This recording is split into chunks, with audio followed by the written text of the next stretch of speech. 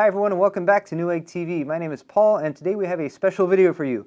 This is a benchmark comparison between the two newest and fastest video cards on the market. This over here on my left is the EVGA GeForce GTX 590 dual GPU video card, GPUs by NVIDIA. This is the overclocked version from EVGA. And here on my right we have the AMD Radeon HD 6990, also a dual GPU video card, and this is XFX's version. I can show you guys the boxes real quick. If you're interested, we have unboxing videos on both of these cards. This is the 6990 from XFX, and you can access those from our YouTube channel. If you're curious more about these cards themselves, this is the massive EVGA classified box, which I'm going to get out of the way, otherwise we won't be able to see anything else that's going on. Okay, so we're doing a benchmarking challenge, and I have already run both of these cards. I spent a good amount of time this week testing and benchmarking and comparing these two to each other with different configurations. So first off, let's go over the benchmarks that we're going to be running through. I ran through 3D Mark 11 in extreme mode on both of these, 3D Mark Vantage, which is the older version of 3D Mark, also in extreme mode. Went through Crisis, that's Crisis 1 on very high resolution. And also did Unigine Heaven 2.5, DirectX 11 benchmark, and then finally went with Passmark 7.0, which is a more overall computer benchmark. Finally, for all of those we have direct benchmark comparisons. Finally, we also ran FurMark 1.9 in our attempt to do a stress test to see if we could max out the loads on both GPUs to see what we got as far as power usage as well as temperatures. And we will get to those eventually. Next up, we should talk about our test bed, which is right over here. And I wanted to point out, both of these video cards are rated at 700 watts for the EVGA GTX 590, or 750 watts is the recommended wattage for the 6990, so 700 and 750. And we're actually running on a 750 watt power supply. So we were also testing to make sure that these are both running at their rated performance when plugged into a power supply of the proper wattage. So there is our 750 watt power supply. That is a Corsair HX 750 watt. Apart from that, our motherboard is an Asus X58 based motherboard. We're running a Intel Core i7 960 at stock speeds. We have 6 gigs of DDR3 memory, and we have a two 40 gig SSD Intel X25Vs in a RAID array for our system drive. A couple other things to mention before we get into the benchmark results, and that is some additional testing parameters that we've used. This is a unique little piece of hardware made by Zalman, and this is a PCI Express power connection monitor. Essentially, I have the version I use right here. It's got a pass-through for your PCI Express power connectors, so whether you're using 6-pin or 8-pin PCI Express, you pass that through this little device right here. This little lead comes off in this direction and plugs into this basic little LED monitoring device. Plug it in like that, and then as you are running your computer, you can get real-time wattage that your power card, or your video card I should say, is pulling from your PCI Express power. And in case anyone's wondering, a PCI Express power connector should be able to deliver 150 watts total power over that lane. Next up, and the final thing before we get into the benchmarks, is you guys might be looking at both of these cards and thinking, well, this is a overclocked version. This is the classified version from EVGA of the GTX 590. This is a stock clocked version of the Radeon HD 6990. So what I did is I actually have a single set of tests that I ran on the GTX 590. And then I have 2 sets of tests that I ran on the 6990. Reason being that there is this little switch here on the side for the 6990 that will let you switch from the stock clock speeds to the overclock speeds, not stock. Overclock speed being 880 megahertz on the core clock versus 830 megahertz when that switch is switched into the normal mode. So what I did was ran all the tests at the normal mode, and then I bumped it up to the 880 megahertz frequency, tested it at that as well. So that sort of gives a little bit better comparison for the overclock version of the GTX 590 that we have here. That being said, let's move on and start looking at our benchmarks. First off, we have 3D Mark 11.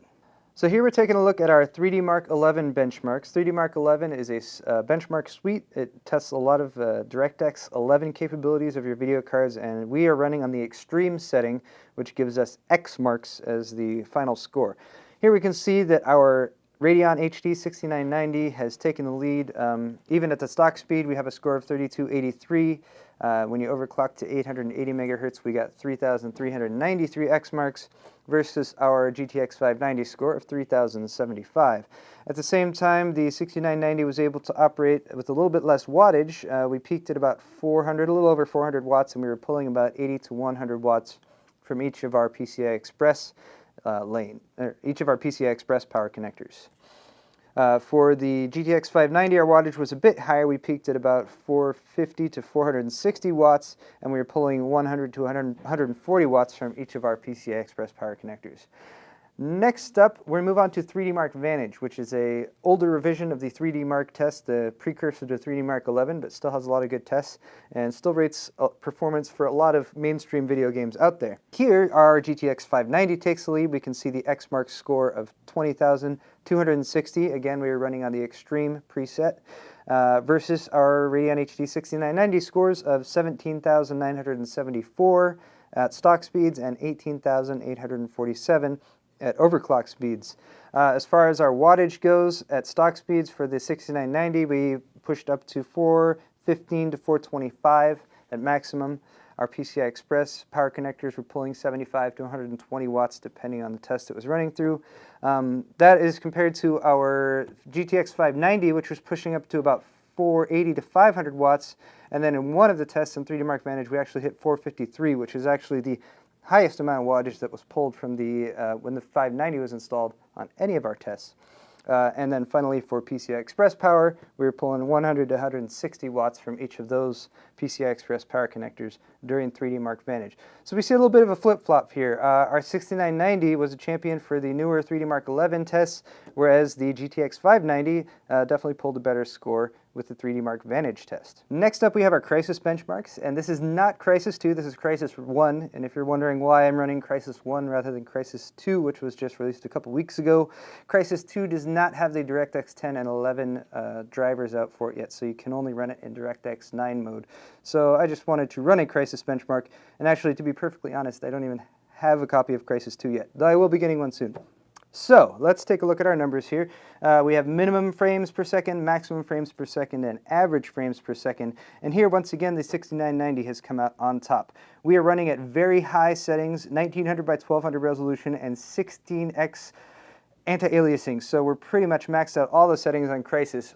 And I have to say that at this point, it's great that you can buy stock hardware and actually get 60 frames per second on the original Crysis. Of course, that finally happens right at the same point that Crysis 2 comes out. But anyway, minimum frames for the GTX 590 was 27.2 versus 34.5 and 37.8 respectively for our stock and overclocked versions of the 6990. Average frames were 53 for the 590 versus 56.4 and 59.1 for the 6990. Max frames were 59.8 for the GTX 590 versus 68.2 and 71.5 for the 6990 stock and overclocked.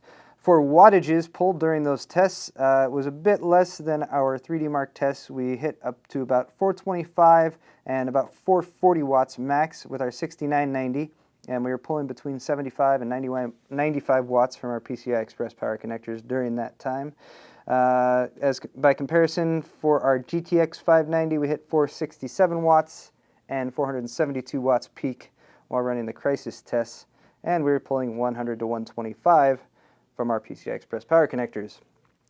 Moving on to our next test, we have Unigine Heaven 2.5, which is a very tessellation-heavy DirectX 11 benchmark. We set tessellation to extreme, anisotropy was at 16x, anti-aliasing at 8x, and resolution 1920 by 1200.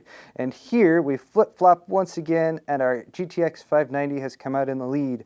Overall score is the easiest one to just take a look at for this one, 1101 for our GTX 590 versus 888 and 938 for our 6990, and there you can see the corresponding frames, minimum, maximum, and average frames per second, and we can just see that the GTX 590 had a bit of a lead over the 6990 for that entire period of time.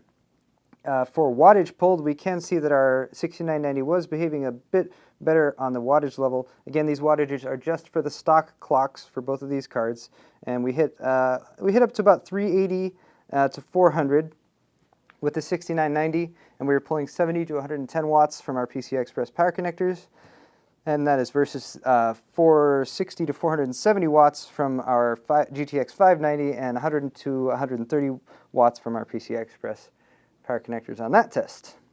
Finally, Passmark 7.0 was the last direct comparison benchmark we ran. Passmark is a bit more of an overall computer benchmark. So it's not just testing the video cards, it's testing all the other parts of your computer. And it's definitely not that intensive a benchmark. It's much more real world, so it's not really showing you, here are the best and fastest games that are out there right now. It's going down and testing a bit more average resolution and gaming type functions that you would see versus all the latest and greatest video games that are out there. So for Passmark, our scores really normalized a lot. We only saw a variance of about 20 points at stock speeds. Of course, switching the 6990 to overclock mode gave us about another 100 points on that score. And then I have also listed the 3D GPU scores for all these tests as well. And here again, you can see that actually the GTX 590 has come out ahead. It beat the 6990 by about 300 or 400 points, both at the stock and the overclock speed. But once again, that is a less intense test, but it is a bit more of an average test that you would see for a real-world benchmark. Now, the final test that I ran yesterday is Furmark version 1.9, and Furmark is a bit on the unique side when it comes to graphics tests. It is not exactly what I would call a direct benchmark. It's more of a burn-in utility. This is pretty familiar for those of you who have installed a CPU. You want to burn in that CPU, max out the load on it to make sure that no errors are generated, and for other various reasons such as curing thermal paste. Furmark takes a bit more of that role when it comes to GPUs than as compared to a typical benchmark test. It's going to put a load on the GPU that you would never ever possibly see when you're playing a video game or doing any sort of real-world computing applications. That being said, the reason I ran Furmark is I really wanted to see how hot these cards can get and what kind of wattage they can pull when we're actually maxing them out as much as we possibly can. So first off, let's take a look at our Radeon HD 6990 numbers, because here we can see our max temperatures as well as our wattage. And at stock speeds, it actually did not get up that high. We hit 476 watts max pulling from the wall, and we hit 79 C max temperature on the GPU. And that is pretty much ideal when it comes to the rated amount of power that this video card is supposed to draw, as well as the amount of heat that it should generate under worst case scenario. 79 or 80 degrees is about as hot as you want to get. You can push up to about 90, but you really don't want to do that, especially for an extended period of time. Now, when we switched over to the 880 megahertz overclock mode, remember we're actually putting this card out of spec for the PCI Express bus. PCI Express power requirements are 75 watts directly through the PCI Express slot, and then 150 watts from each of your PCI Express power connectors. That's 375 watts total. We pulled 570 watts max from the wall. That's for our entire system job, but that still is quite a bit. So we're definitely going out of spec for PCI Express in that mode. But we can see a corresponding increase in the points. We had 4,187 at stock, 4,843 points for this benchmark run at the overclock mode. And you can see our temperature really only pushed up about 4 degrees. We hit 83 degrees Celsius max. So you can get some extra juice out of the 6990 pretty easily by just flipping that switch. Of course, you must read and agree to the warning label first. Next up is our GTX 590 classified, and here we're going to do a little bit of a history lesson when it comes to Furmark. Furmark was responsible for killing video cards back when it first came out, and not to get into too much detail, but basically some of the GPU manufacturers have put in some fail-safes for those. NVIDIA in particular has built in fail-safes into the drivers for their video card to make sure that the card does not draw too much power. It's called overcurrent protection, and that will kick in when the system senses that your video card is trying to basically use too much juice. It doesn't want the card to overheat, so we're not able to max out on the GTX 590 while we were running Furmark. I did want to have some basis for comparison, so I will point to the 3D Mark Vantage test. where we did manage to pull 543 watts from the wall, which is the most wattage that we saw with this card in this system while we were running these tests. So as a basis for comparison there, 543 watts was a max we saw from the 590 versus 570 watts from the 6990. And please bear in mind, that is in the overclock 880 megahertz core clock. So now that we've taken a look at our benchmark results, it's time for a bit more direct comparison between these two cards. And if you look at our results, and also if you check online at other websites and different agencies that have tested the 6990 and the GTX 590, you will find a lot of back and forth between these two cards, depending on the benchmarks you're running, depending on your configuration with your hardware, depending on the resolution you're running at. You will get different results with these cards, and they're sort of trading blows back and forth. That being said, and speaking of resolution, right now we have monitors that can do 1900 by 1200, which is a step up from 1900 by 1080. However, if you're going to get a card like this, you really should be running at 2560 by 1600 resolution, and you kind of need a bigger and higher end monitor for that. Unfortunately, we don't have one here to do those tests, but nevertheless, that is a decent comparison if you're looking into these cards. And I can tell you that based on research, when testing right now, the 6990 is coming out on top when testing at those higher resolutions. However, again, the margin is really very, very, very small. It's only about 3 to 4% better. Speaking of which, right now these two cards are still fairly young, and drivers are very important when it comes to video cards. As drivers evolve, you can see the performance of different video cards increase more and more over time. So it will definitely be imperative that you keep an eye on updated benchmarks with updated drivers.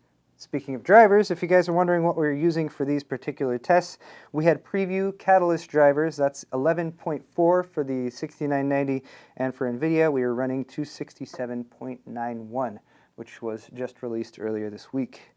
So if you're really looking at both of these cards and you can't make a choice, it might come down to some other features that are provided by AMD and NVIDIA respectively that are more features that apply to all of their video cards, not just these highest end ones. NVIDIA, for example, has 3D Vision Surround, and they've been working on their 3D technology for quite some time. It has 3 monitor support in 3D mode, and you can also use the NVIDIA-made 3D Vision glasses. AMD has recently come out with AMD HD 3D, which is also stereoscopic 3D. However, you need third-party vendor glasses for that, and it's just not quite as full-featured at this point as the NVIDIA version of 3D Vision Surround. Also keep in mind that NVIDIA has physics and CUDA, which are on the software side. Physics is real-time physics rendering. CUDA is more than the GPU compute side, so if you have video games that use physics, or if you do GPU compute applications, that is something to keep in mind. Although I can't go without mentioning that OpenCL is also coming up and coming as a competitor to physics, or an alternative, I should say. On the ATI AMD side, and I only bring up ATI because some of this stuff was developed when they were still called ATI. ATI has Eyefinity, which is multi-display support. So you have native support with the 6990 for 4 displays. If you have DisplayPort monitors, you can daisy chain them, and you can actually have up to 6 displays connected at once. As mentioned, you have the HD 3D, so AMD is increasing their 3D capabilities for their video cards. And finally, AMD has always been really good with HD video encoding, and there's additional options for that. They have Unified Video Decoder 3, which works great for HD video decoding. So in closing, I can confidently state that both of these video cards are incredibly powerful. And if you're trying to make the choice between the two, it helps to keep in mind the subtle differences that make each card unique, as well as the differences between AMD and NVIDIA as companies as far as the features that they offer. It also helps to keep an eye on the websites out there that do constant updates of benchmarks as new drivers are released, because as the drivers for the respective GPUs mature, you tend to get a lot more performance, especially when it comes to specific computing applications. We hope you've enjoyed today's video and have learned a little bit more about both of these graphics cards. For Newegg TV, my name is Paul. Thanks a lot for watching, everyone, and we will see you next time.